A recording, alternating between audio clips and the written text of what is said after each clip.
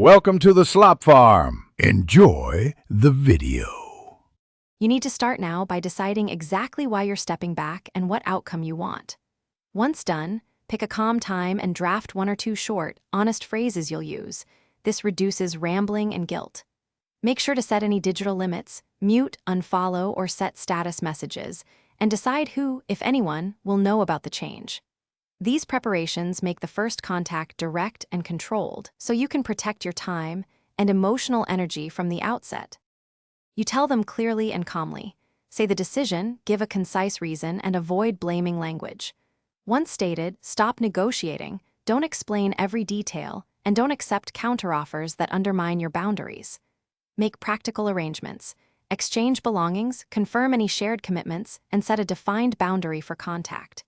If emotions rise, pause the conversation and reschedule or use written communication. These steps reduce confusion and make your intention unmistakable, so both of you know what comes next.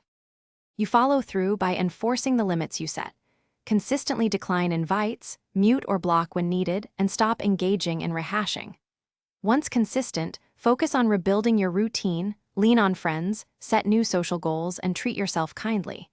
If the other person escalates, guilt, threats, or stalking, document interactions, tighten boundaries, and get outside help from trusted friends or authorities. Make sure to revisit your reasons occasionally so you don't revert. This keeps your decisions sustainable and centered on your well-being. Thanks for watching. Consider subscribing if we helped you today.